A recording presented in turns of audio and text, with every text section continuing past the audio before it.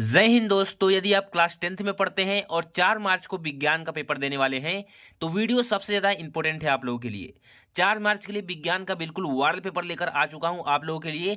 Paper code आप लोग देख सकते हैं 801 EM एंड 110% बिल्कुल ऐसा ही पेपर आपको आपके बोर्ड एग्जामिनेशन में देखने को मिलेगा।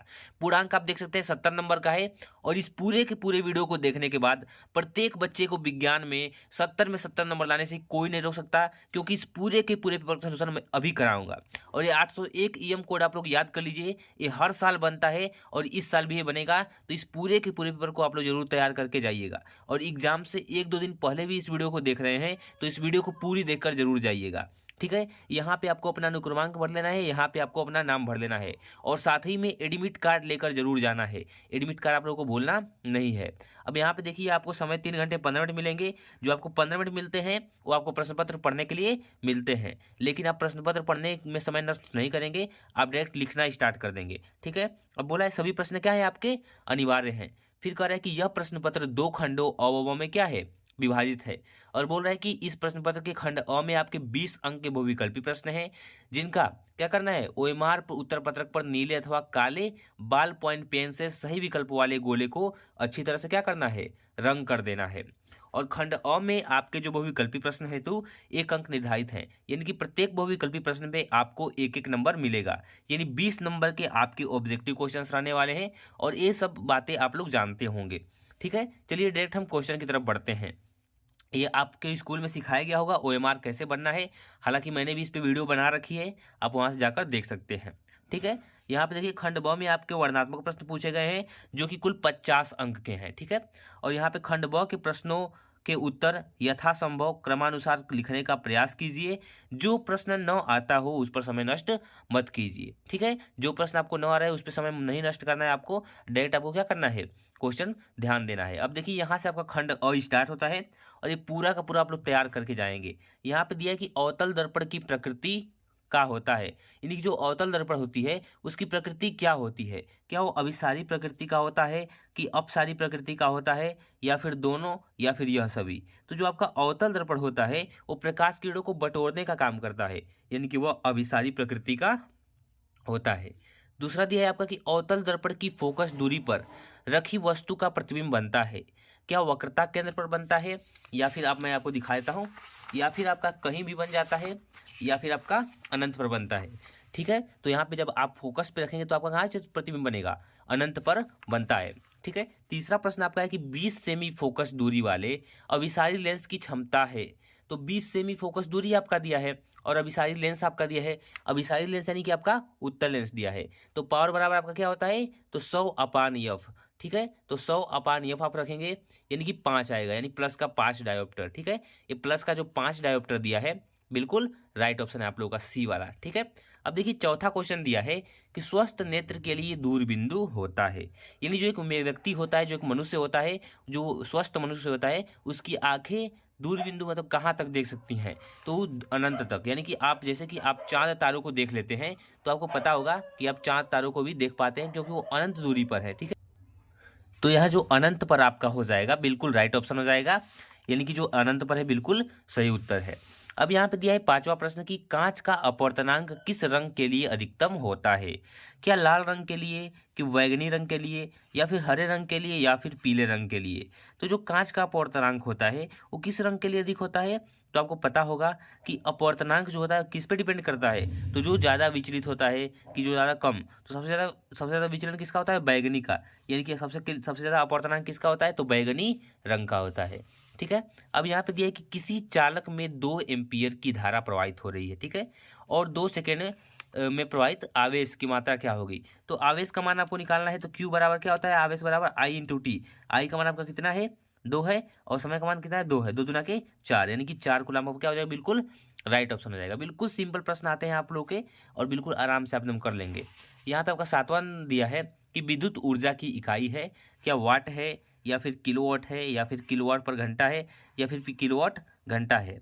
तो जो विद्युत ऊर्जा है उसकी इकाई क्या है, आप लोग कमेंट में जरूर बताएंगे। इसको मैं छोड़ रहा हूँ, विद्युत ऊर्जा की इकाई क्या है, ठीक है। ये पूरा पूरा आप लोग तैयार कर लेंगे, एक भी प्रश्न आप लोग को यहाँ से बाहर से मतलब कि इसमें से बाहर नहीं देखने को मिलेगा, ठीक है। पूरा प्रश्न आप लोग तैयार कर लेंगे।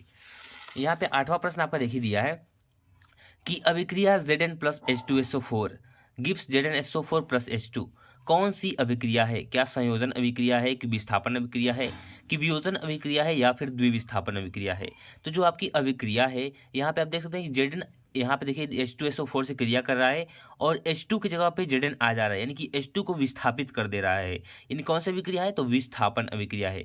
यहाँ पे आप देख सकते हैं बिल्कुल सिंपल, यहाँ पे H2SO4 है और यहाँ पे Zn है, और जब मिल रहे हैं तो यहाँ पे H2 के स्थान पे कौन आ जा रहा है? यहाँ पे Zn आ जा रहा है, और H2 कहाँ जा रहा है? बाहर निकल जा रहा है, यानी कि विस्थापन अभिक्रिया है। ठीक है, यहाँ पे इसको आप लोग ट्रिक से भी याद कर सकते हैं। फिर दिया कि लेड नाइट्रेट का सूत्र क्या होता है?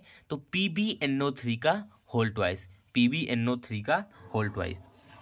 फिर बोला है कि उदासीन विलयन का पीएच मान होता है। तो जो विलयन उदासीन होता है उसका पीएच मान कितना होता है? तो 7 होता है। ठीक है, 7 से कम रहेगा तो अम्लीय, और 7 से ज़्यादा रहेगा तो क्षारीय। ठीक है, और 7 रहेगा तो उदासीन। अब देखिए कि खाने के सोडे का रासायनिक सूत्र है तो NaHCO3। ठीक है, NaHCO3 खाने के सोडे का रासायनिक सूत्र होता है। अब यहाँ पे देखिए कि एल्यूमिनियम की सतह पर ऑक्सीजन की परत कहलाती है। क्या? एनोडिंग, या फिर कैटिनेशन, या फिर बेसेमरीकरण, या फिर इनमें से कोई नहीं। तो एनोडिंग कहलाती है। ठीक है, एडोनीकरण बोलिए या फिर आप एडोनिंग बोलिए, कुछ भी बोलिए। यहाँ पे ए वाला ऑप्शन आपका क्या है? बिल्कुल राइट ऑप्शन है। अगर यहाँ पे एडोनीकरण दिया रहता तभी पर भी सही रहता।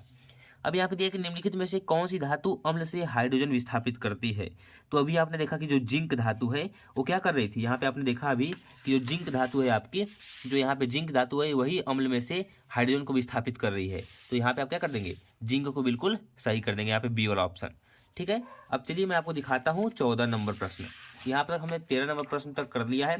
यहाँ पे 14वां प्रश्न आपका बोल रहा है कि हीमोग्लोबिन महत्वपूर्ण भूमिका निभाता है। क्या? उत्सर्जन में, कि श्वसन में, कि पाचन में, कि वृद्धि में? तो जो आपका हीमोग्लोबिन होता है वो श्वसन में आपका क्या करता है? मुख्य भूमिका निभाता है श्वसन में। ठीक है, पित्त रस बनता है क्या? पित्ताशय में, कि यकृत में, और अग्नाशय में, या फिर अमाशय में? बहुत सारे बच्चे पित्ताशय मार के आएंगे, लेकिन पित्ताशय में वो स्टोर रहता है। बनाता कौन है उसे? तो यकृत बनाता है, यानी कि यकृत में। ठीक है, पित्त रस कहाँ बनता है? तो यकृत में बनता है। फिर आपका दिया 16 नंबर प्रश्न कि किस हार्मोन की कमी से डायबिटीज रोग हो जाता है? क्या? इंसुलिन के कारण, कि गैस्ट्रिन के कारण, कि लेक्टिन के कारण, कि एस्ट्रोजन के कारण? किस हार्मोन के कारण डायबिटीज? ठीक है, तो कौन सा होता है? क्या रिलैक्सिन के कारण, कि इंसुलिन, या फिर गैस्ट्रिन, या फिर एस्ट्रोजन? इसको कमेंट करके बताएंगे। 16 नंबर एक प्रश्न मैंने और छोड़ा था, और ये 16 नंबर वाला। जितने भी बच्चे पढ़ने वाले होंगे या फिर नहीं भी पढ़ते होंगे सर्च करके जरूर बताएंगे, तभी मैं मानूंगा कि हाँ बच्चे आप लोग मेहनत कर रहे हैं। 17वां प्रश्न है कि मादा लिंग हार्मोन क्या होता है? एस्ट्रोजन, इंसुलिन, एस्ट्रोजन, या फिर टेस्टोस्टेरोन? तो एस्ट्रोजन होता है। क्या होता है? एस्ट्रोजन। ठीक है, आपका एस्ट्रोजन बिल्कुल राइट ऑप्शन है। 18वां दिया है कि हाइड्रा में जनन होता है तो मुकुलन द्वारा, विखंडन द्वारा, या फिर खंडन द्वारा, या फिर कायिक जनन द्वारा? तो कैसे होता है? मुकुलन द्वारा। ठीक है, अब यहाँ पे दिया है कि शुक्राणुओं का निर्माण होता है क्या? शुक्रवाहिका में, कि अंडाशय में, कि यकृत में, या फिर वृषण में? तो कहाँ पे होता है? शुक्राणुओं का निर्माण आपका वृषण में होता है। ठीक है, शुक्रवाहिका आप नहीं मारेंगे, यहाँ पे वृषण मारेंगे। ठीक है, वृषण में होता है। अब यहाँ पे आपका 20वां नंबर प्रश्न दिया है कि परिवार नियोजन की अस्थायी विधि है। गर्भ निरोधक गोली, या फिर कंडोम का प्रयोग, या फिर वैस्कोटोमी, या फिर गर्भ समापन? तो यहाँ पे जो आपको वैस्कोटोमी दिया है ये बिल्कुल अस्थायी विधि है। यदि आप वैस्कोटोमी का प्रयोग करते हैं, यानी कि अपनी जब नस को आप कटवा लेते हैं, यानी कि आप क्या बोलते हैं उसको? वैस्कोटोमी बोलते हैं। ठीक है, तो आप उसके बाद से क्या हो जाएंगे? परिवार नियोजन की बिल्कुल अस्थायी विधि है। अब यहाँ पे देखिए आपका खंड बहु स्टार्ट होता है वर्णनात्मक प्रश्न। यहाँ से आप लोग अपनी कुर्सी की पेटी बांध लीजिए और चलिए हमारे साथ एक नए सफ़र की शुरुआत करते हैं। ठीक है, तो यहाँ पे देखिए आपका पहला प्रश्न दिया है कि एक अवतल दर्पण है जिसकी वक्रता त्रिज्या आपकी 40 सेंटीमीटर है, यानी इसकी वक्रता त्रिज्या आपको 40 सेंटीमीटर दे दिया है। तो इसका फोकस आप कैसे निकालेंगे? तो इसका आधा कर देंगे, यानी कि 20 सेंटीमीटर इसका फोकस है। और दिया है कि इसके सामने एक वस्तु 15 सेमी की दूरी पर रखी है, यानी कि 15 सेंटीमीटर दूर एक वस्तु रखी गई है। तो प्रतिबिंब की स्थिति बताइए तथा किरण आरेख भी खींचिए। तो देखिए कौन सा सूत्र लगाएंगे? दर्पण सूत्र लगाएंगे। 1/f बराबर 1/v प्लस 1/u। बिल्कुल डायरेक्ट दर्पण सूत्र लगाएंगे और इसकी स्थिति आप ज्ञात कर लेंगे। और उसके बाद से बोला क्या है आपका की स्थिति बताइए, तो कहाँ रहेगी, तो आप किनारे खींच कर भी बता सकते हैं। बिल्कुल आसान है। देखिए मैं अभी करा नहीं रहा हूँ इस पूरे क्वेश्चन को, लेकिन मैं आपको बता दे रहा हूँ कैसे होगा। नहीं होगा तो आप लोग कमेंट कीजिएगा, मैं पूरा का पूरा हल करके दिखाऊंगा। अब दिया है कि किसी निकट दृष्टि दोष से पीड़ित व्यक्ति का दूरबिंदु नेत्र के सामने 80 सेंटीमीटर दूरी पर हो गया है, तो इस दोष के निवारण हेतु कौन सी और कितनी क्षमता के लेंस का चश्मा लगेगा। ठीक है, तो बोला कि किसी निकट दृष्टि दोष के पीड़ित व्यक्ति का दूरबिंदु कहाँ हो गया है, नेत्र से 80 सेमी दूर हो गया, यानी दूर बिंदु, यानी उसको निकट दृष्टि दोष, यानी कि निकट का देख पाता है और दूर का नहीं देख पाता है। यानी कि 80 सेमी तक तो देख लेता है, लेकिन उसके बाद नहीं देख पाता है।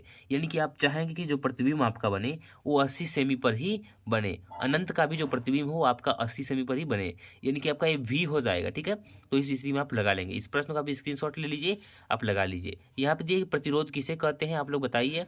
ठीक है, और इसका मात्रक क्या है, किन किन बातों पर निर्भर करता है। तो प्रतिरोध आप जो जानते हैं कि ओम के नियम में कांस्टेंट होता है, नियतांक होता है प्रतिरोध, और इसका आपको मात्रक लिखना है। पूरा का मैं सोल्यूशन दे दूंगा, पूरा एक एक चीज़ लिखा हुआ टेलीग्राम पे आपको बिल्कुल फ्री में मिल जाएगा। साइंस की पढ़ाई टेलीग्राम चैनल पे भी नाम है, आप जाके ज्वाइन कर सकते हैं, या फिर डिस्क्रिप्शन में लिंक है उसको आप जाकर ज्वाइन कर सकते हैं। फिर दे प्रकाश के परावर्तन से क्या तात्पर्य है, चित्र बनाकर इसके नियमों का उल्लेख कीजिए, या फिर दूरदृष्टि दोष क्या है, इसके निवारण एवं कारण का आरेख खींचिए। फिर अब उपखंड ख में आ जाइए, यहाँ पे टिप्पणी कीजिए, संक्षारण पे लिखिए, विकृत गंधिका पे लिए, या फिर निष्ठापन तथा भर्जन को उदाहरण देकर समझाइए। ठीक है, अब यहाँ पे आप देख सकते हैं दिया है कि अम्लों तथा क्षारों के 3-3 रासायनिक गुण लिखिए, या फिर अभिक्रिया के समीकरण को लिखिए, अथवा प्लास्टर ऑफ पेरिस का रासायनिक नाम अणुसूत्र बनाने की विधि तथा उपयोग लिखिए। यानी कि प्लास्टर ऑफ पेरिस बहुत ही इंपॉर्टेंट है, इसको आप लोग देख लेंगे। पाचन किसे कहते हैं, इसका क्या महत्व है, इसको स्पष्ट कीजिए, बायो का क्वेश्चन है। और प्रकाश संश्लेषण की क्रिया क्या है, रासायनिक समीकरण को देते हुए महत्व लिखिए। फिर तंत्रिका कोशिका की संरचना का सचित्र वर्णन कीजिए। और परागण किसे कहते हैं, स्वपरागण तथा परपरागण को उदाहरण देकर समझाइए, अथवा मानव हृदय की आंतरिक संरचना का सचित्र वर्णन कीजिए। और ये आपका टॉपर एकेडमी चैनल नहीं है, ये आपका साइंस का पढ़ाई चैनल है, और हमारा सेकंड चैनल है टॉपर एकेडमी। आप चाहे तो इसको भी सब्सक्राइब कर सकते हैं, और लाइक सब्सक्राइब एंड शेयर अपने दोस्तों के साथ करना न भूलिए। पूरा ये 4 मार्च के लिए बिल्कुल वार्ड पेपर है, तो अपने दोस्तों के साथ जल्दी जल्दी शेयर कर दीजिए।